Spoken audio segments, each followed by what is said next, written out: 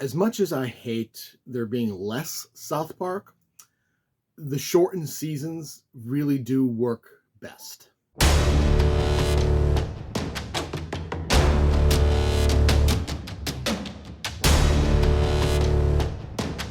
And that's because the episodes are more focused. Instead of doing like a season-long storyline like they tried doing a number of seasons ago, they focus on specific topics.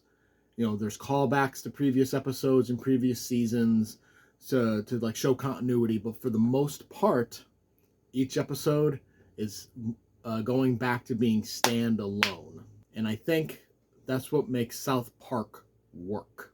This season alone, again, we did get callbacks. Like the very first episode, we saw the return of Cupid Me, now called Cupid Ye, which outright parodied Kanye's anti-Semitic views, and to absolutely hysterical results. Like it was totally fucked up, but so is Kanye.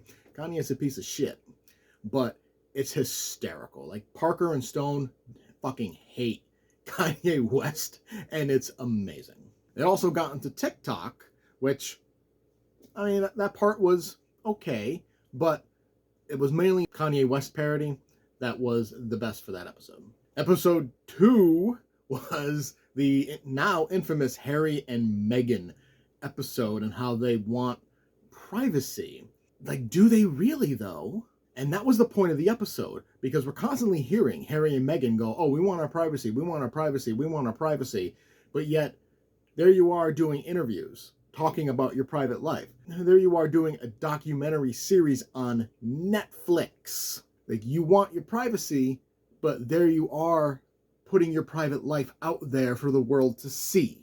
And Parker and Stone really, really went after that, like tenfold.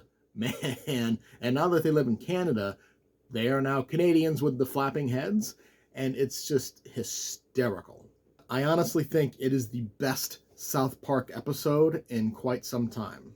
The third episode kind of got into the cost of using toilet paper, which that was kind of a random episode, so I was like, eh.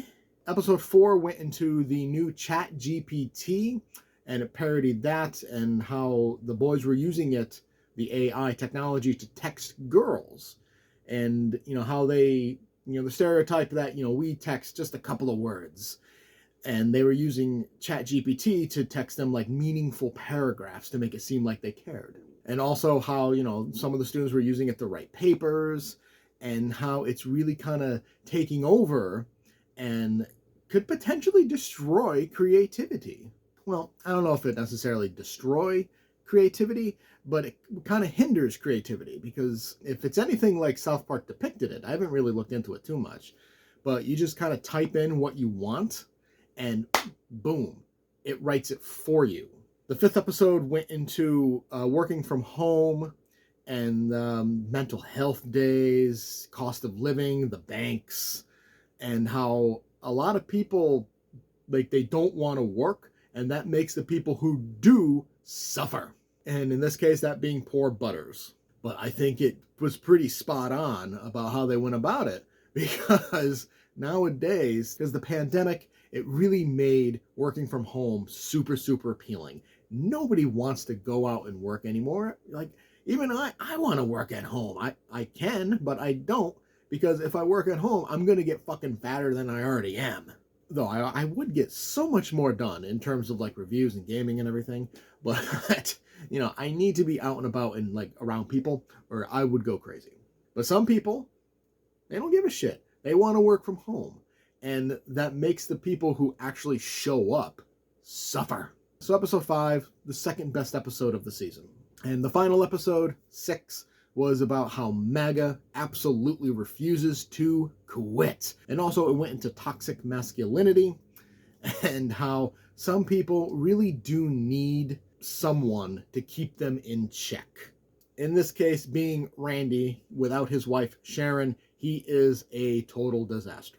So, South Park Season 26, to me, it shows that the series and Parker and Stone, they are still at the top of their game.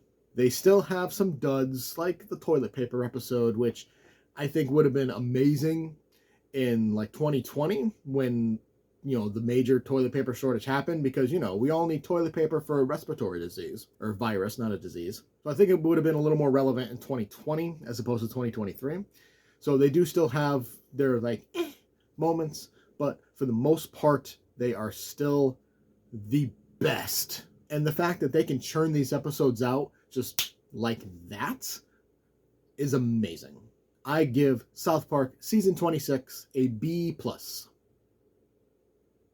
Did you enjoy the review? Make sure to hit that like button and subscribe to get notified when more reviews go live. Feel free to leave a comment to discuss your thoughts on the movie or show, and I will see you next time.